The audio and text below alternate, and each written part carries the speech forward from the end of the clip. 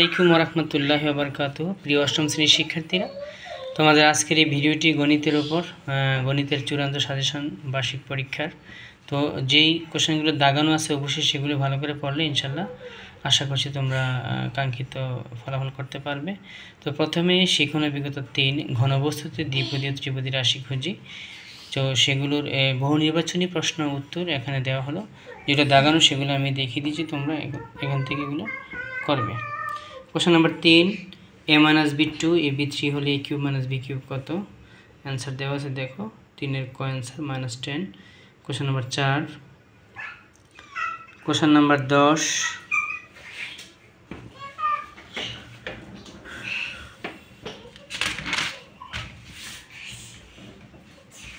তারপর এক কথায় উত্তর দেখো সবাই। আয়তক্ষেত্রে কয় মাত্রিক আকৃতি বস্তু দ্বিমাত্রিক? 1 2 3 4 5 6 7 7 না 8 9 10 11 12 13 16 প্যাটার্ন কেন প্রয়োজন? 18। তারপরে এখানে আছে দেখো 35 36 37 38, খুবই ইম্পর্টেন্ট প্রশ্ন।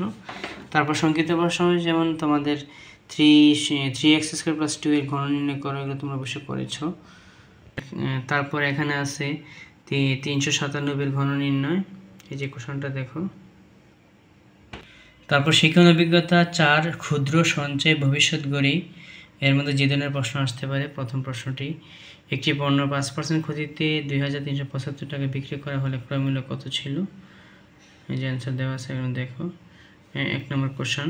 তারপর তোমরা 4 নম্বর কোশ্চেন পড়বে 6, তারপর 8,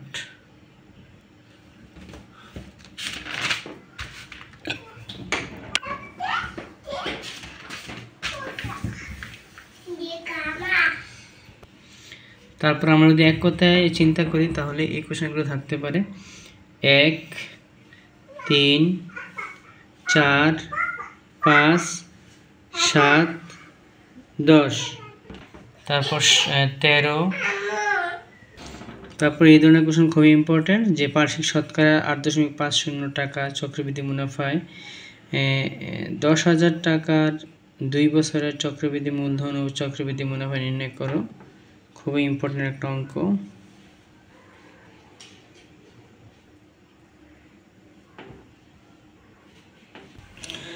তারপর শিখন অভিজ্ঞতা 6, অবস্থান মানচিত্রে স্থানাঙ্ক জ্যামিতি। তো ওখান থেকে যে ধরনের কোশ্চেনগুলো নর্মালি হয়ে থাকবে ওভাবে ইনশাআল্লাহ। এই যে কোশ্চেন নাম্বার 1, বহু নির্বাচনী প্রশ্ন উত্তর, মূলবিন্দু থেকে -5 5 ও 5p বিন্দুদ্বয় সমুদ্রবর্তী হলে p এর মান কত? Question number 2 3 4 6 10।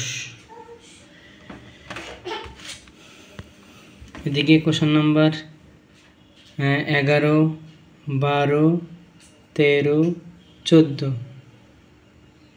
আমরা যদি এই অভিজ্ঞতা থেকে সংক্ষিপ্ত প্রশ্ন চিন্তা করি তো এই ধরনের কোশ্চেন থাকতে পারে। ছক কাগজে অনুভূমিকভাবে যে সরলরেখা আঁকা হয় তাকে কি বলা হয়?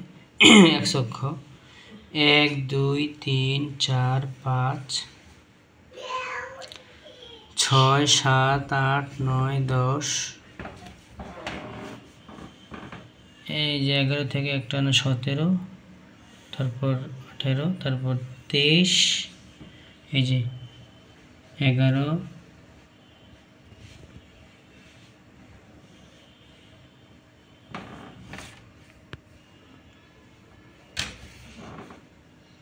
থেকে একটা 17 18, তারপর 23 24 30। আর যদি সংক্ষিপ্ত চিন্তা করি আমরা, এই যে খুবই ইম্পর্টেন্ট প্রশ্ন, প্রথম প্রশ্নটা, এ স্থানাঙ্ক 3 3p, বি স্থানাঙ্ক এত, রেখার ঢাল -1 হলে p এর মান নির্ণয় করো।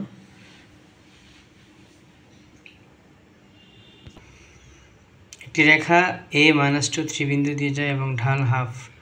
রেখাটি যদি 3k বিন্দু যায় তাহলে k এর মান কত? খুবই গুরুত্বপূর্ণ একটি অংশ বৃত্তের খুঁটিনাটি শিখন অভিজ্ঞতা 7-এর। খুবই গুরুত্বপূর্ণ একটি অংশ বৃত্তের খুঁটিনাটি। কোশ্চেন নাম্বার 2, বৃত্তের ব্যাসার্ধ 2r হলে বৃত্তের ক্ষেত্রফল কত? 3, 6, 4।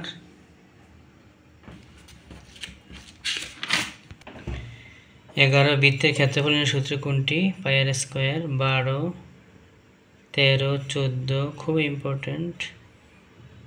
তারপর 18, 21,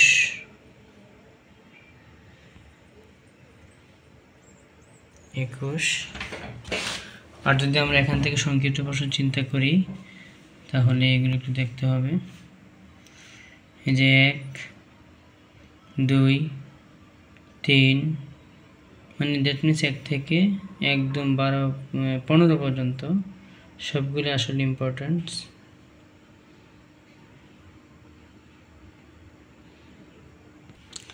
তবে একটি বৃত্তচাপ কেন্দ্রে 30 ডিগ্রি কোণ উৎপন্ন করে বৃত্তের ব্যাস এত সেন্টিমিটার হলে চাপের দৈর্ঘ্য নির্ণয় করো। খুবই ইম্পর্টেন্ট একটা অঙ্ক।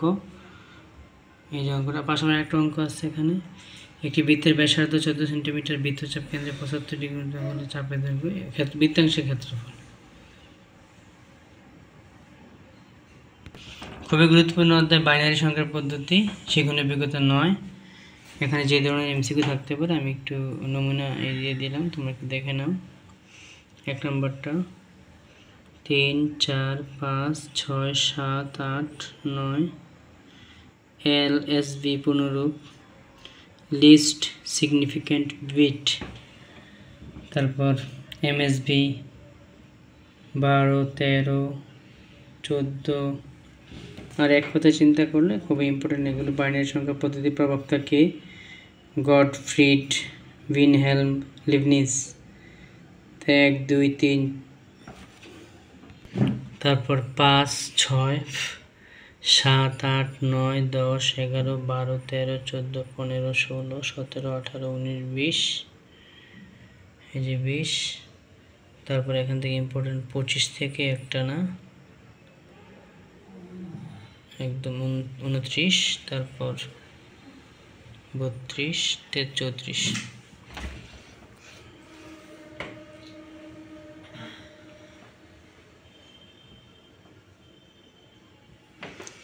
তারপরে এখানে সংগীতের প্রশ্ন যোগ করো।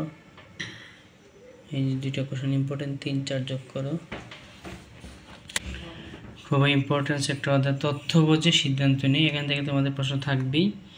বহু নির্বাচনী প্রশ্ন 1, 2, 3, 4, 5, 6, 7, 8, 9।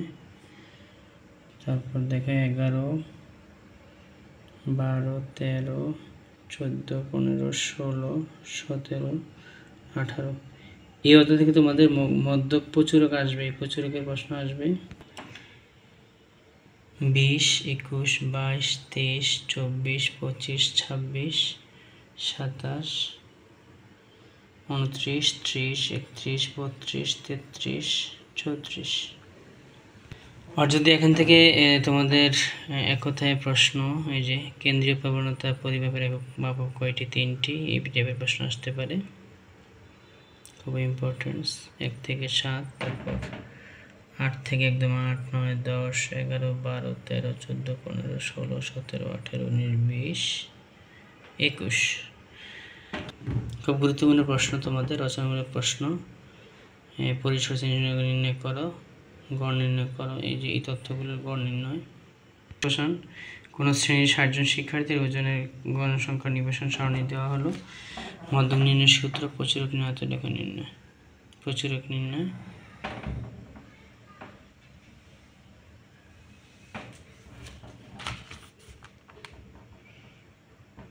এই যে মধ্যমান,